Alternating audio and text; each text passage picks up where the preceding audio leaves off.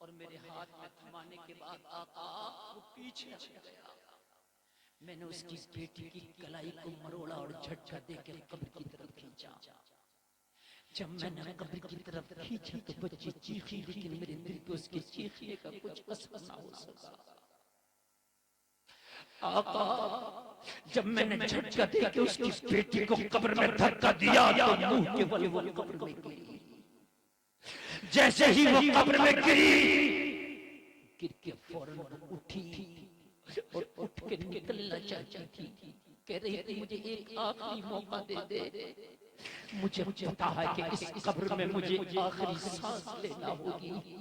मुझे पता है कि आज ये मेरी आखिरी मंजिल तूने बना दी है, लेकिन इतना कर ले मेरे ऊपर रहम, मुझे इतना मौका दे दे कि मेरे बाप के माथे पे पसीना है, मुझे घर से चल के यहाँ तक लाया, अपने आंचल से आखिरी मर्तबा अपने बाप का पसीना पहुंच दो, पसीना पहुंचने दे।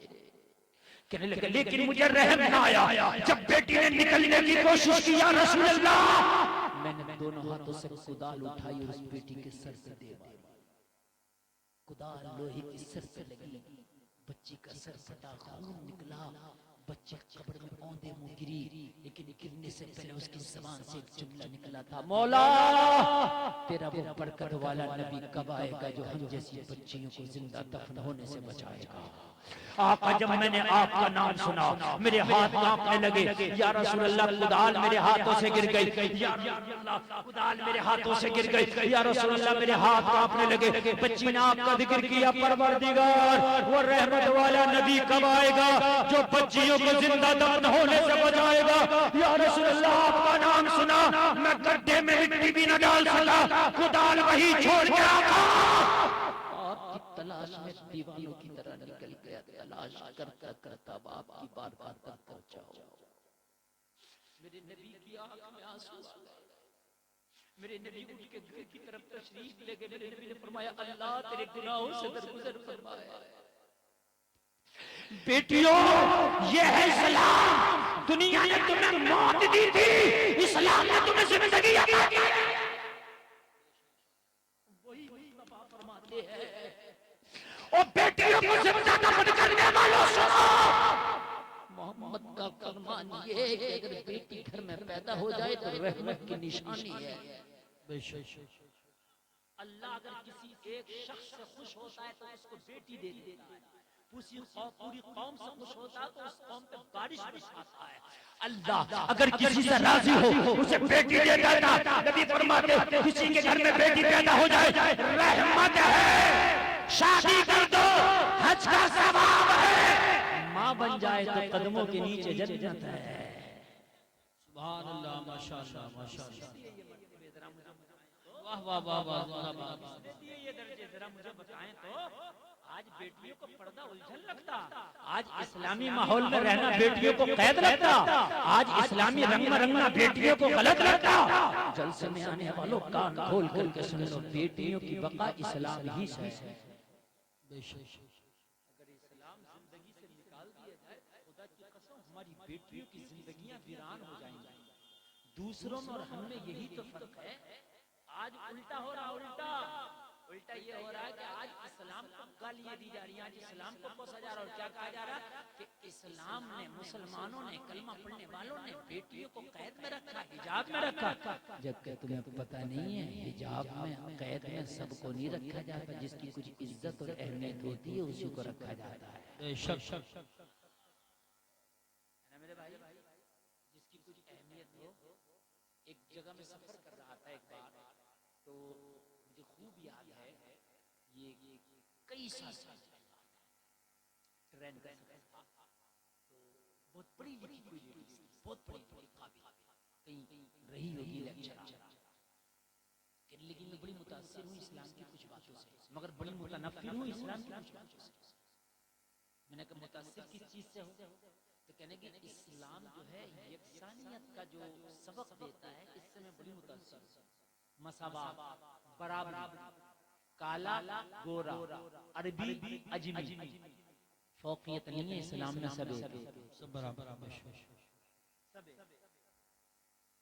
जिंदगी से लेकर मौत तक इस्लाम में सब।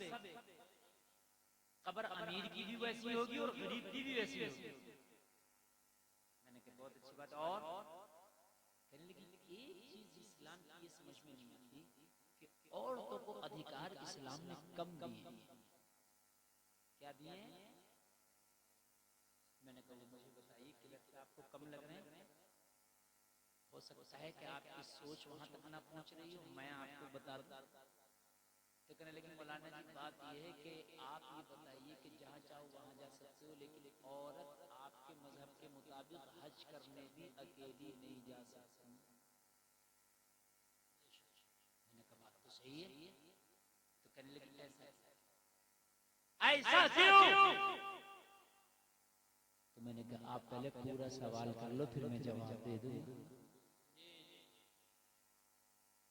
कहने लगे इस्लाम में औरत को अंदर रखा गया, पर्दे में रखा गया, छिपा के रखा गया, उसको खुल के जिंदगी जीने का हक नहीं दिया गया। मैंने कहा ठीक है, सवाल हो गया। बोले अब जरा जवाब, इजाजत है जवाब दो। मैंने सोचा कुरान से अगर जवाब दूंगा तो नहीं मानेंगी, हदीस से जवाब दूंगा तो नहीं मानेगी, इसलिए कि कुरान और हदीस को मानती तो ये सवाल ही ना करती। चलो इसी के हिसाब से जवाब देते हैं।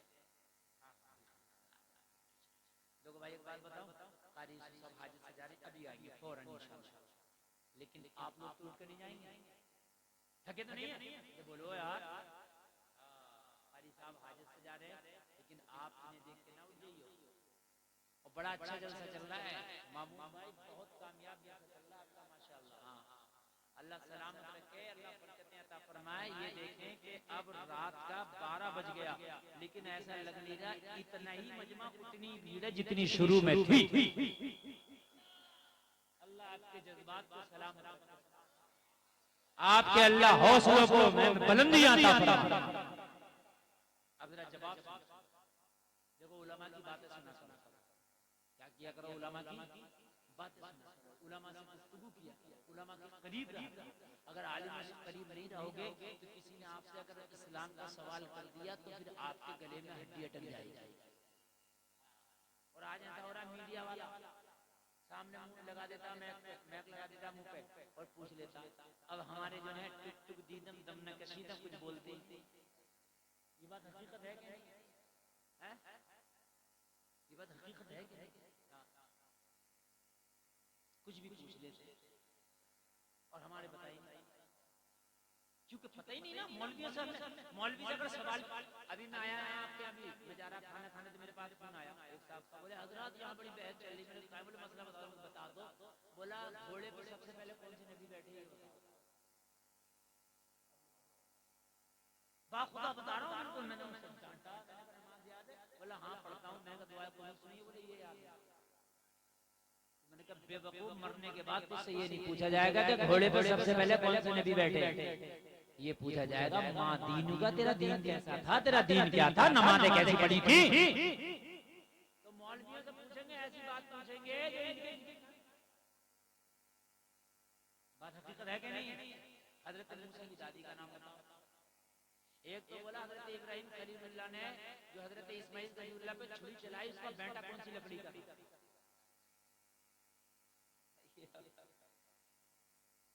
ये मेरी बात गलत नहीं है। अगर कहीं इमाम आ जाए तो बात आदमी उसकी नाक में दम कर देता है, बेचारा क्या करे यार। ऐसे सवाल यार, अब ये ना कुरान में आया ना कहां से बताया, और इसकी जरूरत भी नहीं है ना, मौलवी की जरूरत है ना तुझे जरूरत है। अब इससे अगर ये पूछ ले कि ये बता तू बेंटा तो पूछ रहा है कि कुर्बानी जो कर रहे थे वो छुरी में बेंटा खाए का लगा हुआ था, कौन सी लकड़ी का? ये बता तू कुर्बानी करता कि नहीं करता? मेन चीज ये है, इस साल कुर्बानी करी कि नहीं करी? तो कुछ पता है क्या कहता है हजरत? हिस्से का हिसाब नहीं, हिसाब तेरा हिस्से का नहीं है। घरों में बच्चे इतने बड़े बड़े मोबाइल चला रहे हैं, किसी पे 30,000 का, किसी पे 20,000 का, किसी पे 40,000 का, इतनी बड़ी छाप कह रहा हिस्से का हिस्सा। मेरी बात गलत हो बताओ, अगर घर में से निकालो तो 1 लाख के मोबाइल निकलेंगे, छोटे बेटे पे 30,000 का, बड़े बेटे पे 20,000 का, और उस वाले पे और बहू पे और बेटी पे और सब पे सब पे अलग अलग मोबाइल है। इससे का हिसाब नहीं है, 3-4 हजार। सवाल अब बताओ, घोड़े कहा बेटे घोड़े के तो जमाने में लग गए, घोड़े को पूछ के कर तो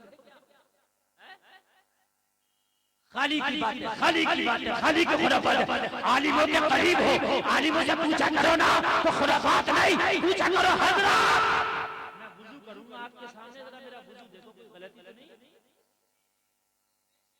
एक लोटा पानी भरो, मौलाना को पास में बिठाओ 2 मिनट के लिए, हजरत 2 मिनट के लिए मेरा वुजू देखो, वुजू करें, गलती होगी बताएगा, कोई शर्म की बात नहीं। माँ के पेट से कौन मौलवी बन के आया था? क्या हम माँ के पेट से सीखा है? हमने भी यही सीखा।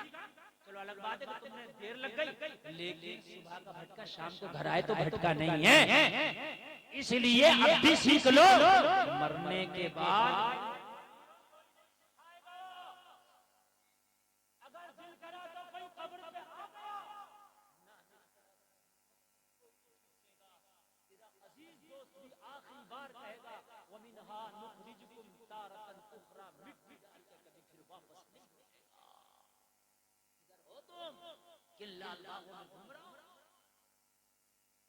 आलिम से पूछो, हर रात में नमाज सुनिए आप, किसी मौलवी के साथ सफर हो जाए, 2-4 घंटा मिल जाए उसके साथ और आप बात ना करो, उस मौलवी को नमाज सुना, मगर पूरी खुराफात रखेगा उस मौलवी के सामने, पार्टी की बातें करेगा, झगड़े की बातें करेगा, लड़ाई इतनी बातें करेगा वो मौलवी बेचारा बोल उसी की तब इतनी की जगह हम जब बैठे होते हैं तो उसी की सुनने होते हैं।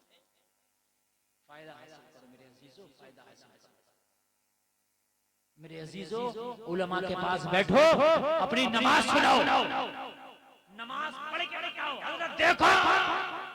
बहुत से लोग नमाज पढ़ रहे होते हैं तो 3 उंगलियों पर होती है, जबकि 3 उंगलियों का पेट लगना जरूरी है, और पूरी उंगलियों का पेट लगे सजदे में तो ये सुन्नत है।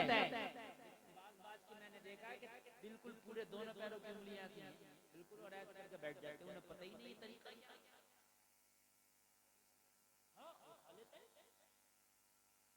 और बताऊं मैं वुजू करेंगे कैसे करेंगे, चुनिया नाड़ी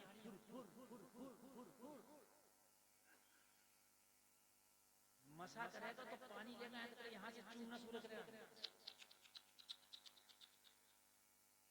मसा कर रहा है, जमजम का पानी है ये चूम रहा है, मसे का तरीका मौलवी का क्या है, तरीका पूछो।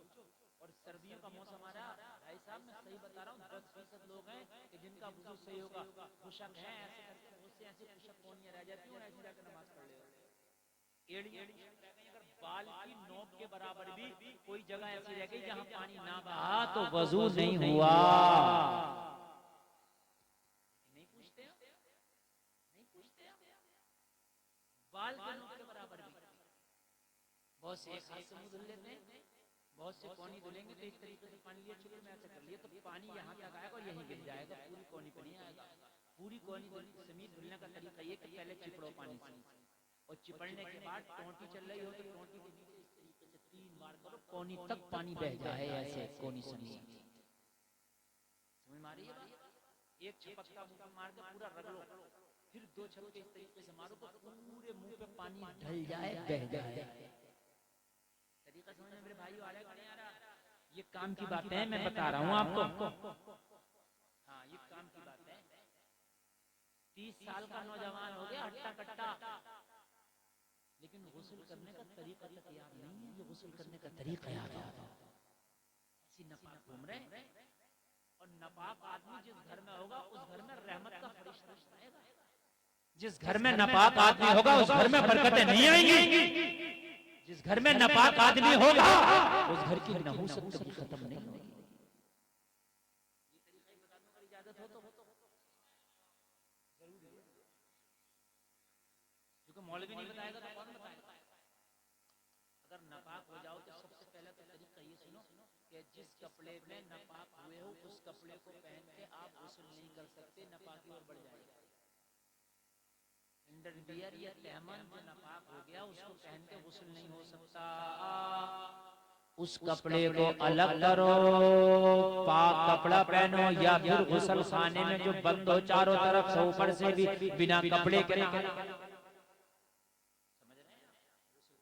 मैं गुस्ल का तरीका ही बताऊंगा। और एक बात और सुने, बड़े काम की बात है, जब आपने इजाजत दे दी तो मैं ये इतने काम की बात बता रहा हूँ जो 90% घरों में ये खराबियां हो रही हैं। मेरी माँ बहनें भी सुनो, 90% खराबियां हैं। और ये बड़े काम की बात है, मेरे जहन में आती है। वो ये है, देखिए नापाक हर आदमी हो जाता है, मर्द हो या औरत, नापाक हर एक हो जाता है। तो जब हर आदमी के अंदर, हर औरत के अंदर नापाक होने का मादा, तो पाक होने का तरीका भी सीखो ना, पाक होने का तरीका भी सीखो। अगर कोई नापाक हो गया, ए रुमाल वाले, जैकेट वाले,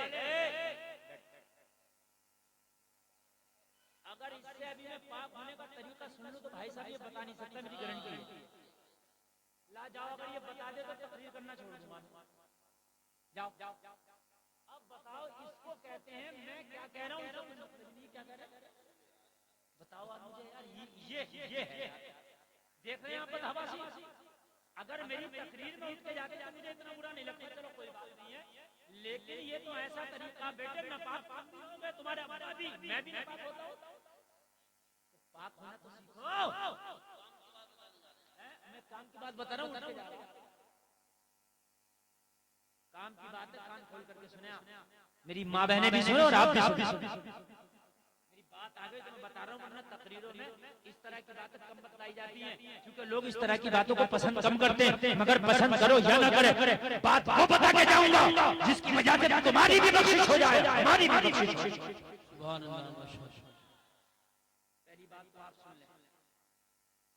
एक बात तो पहले और बता दूं, अगर बच्चे का भी पेशाब है तो वो नापाक है। हमारी माँ बहनों की नजर में ये दूध पीते बच्चे का पेशाब नापाक नहीं कहती हैं, जाल दूध पीते बच्चे का पेशाब ही नापाक, ठीक कंफर्म। अच्छा, अब नापाक अगर हो जाए तो पाक होने का तरीका क्या है?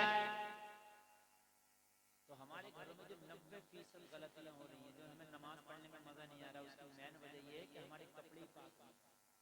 आप कहोगे कैसे? तो सुने आप, अक्सर घरों में कपड़े माँ बहन बीवी धुलती है कि नहीं धुलती है? अगर कोई नापाक कपड़ा है तो वो ना माँ से धुलवाओ, ना बेटी से धुलवाओ, ना बीवी से धुलवाओ, ना बहन से धुलवाओ, वो खुद धुलो। सारे कपड़े चाहे बेटी से, माँ से, बहन से धुलवा लो, लेकिन नापाक कपड़ा आप कहोगे किस लिए? तो वो इसलिए, जैसे मेरा ये रुमाल मान लो नापाक, तो इस रुमाल को धुल के जब मैंने इसे निचोड़ा तो ये मेरे लिए पाक हो गया, मेरे से जो कमजोर है उसके लिए पाक हो गया। लेकिन अगर मुझसे ताकतवर इसे निचोड़ता तो उसमें पानी ज्यादा निकाल देता, तो उसके लिए ये पाक नहीं हुआ। बात समझ मारी? उसके लिए पाक नहीं हुआ, इसलिए कि अगर ताकतवर निचोड़ता तो इसमें कुछ कतरे पानी के निकल जाते। तो अब अगर औरत से नापाक कपड़ा धुलवाओगे तो औरत इतनी ताकत से नहीं निचोड़ सकती जितनी ताकत से आप निचोड़ सकते हो। बात है क्या नहीं है? तो फिर मर्द अपना कपड़ा खुद ही निचोड़े, इसलिए कि औरत की ताकत मर्द के बराबर नहीं होती। समझ में आ गई?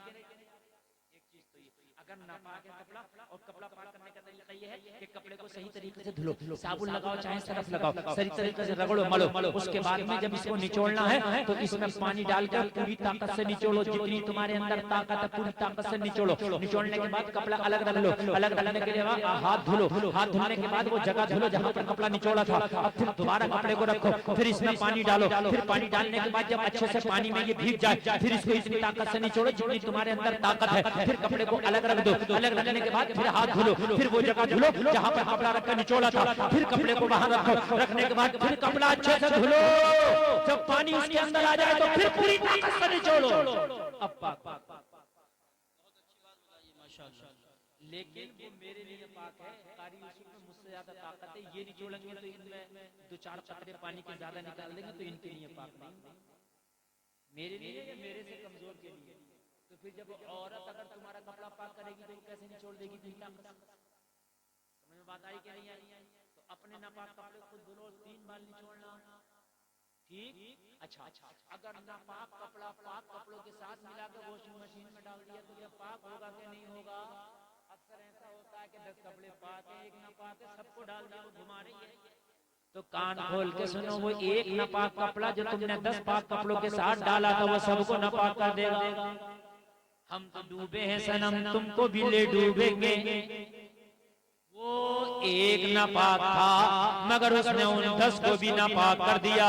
नापाक कपड़ा अलग धुला जाए, पाक कपड़े अलग धुले। समझ में बात आ गई कि नहीं आ गई भाइयों? बोलो, इतनी आ गई? देखो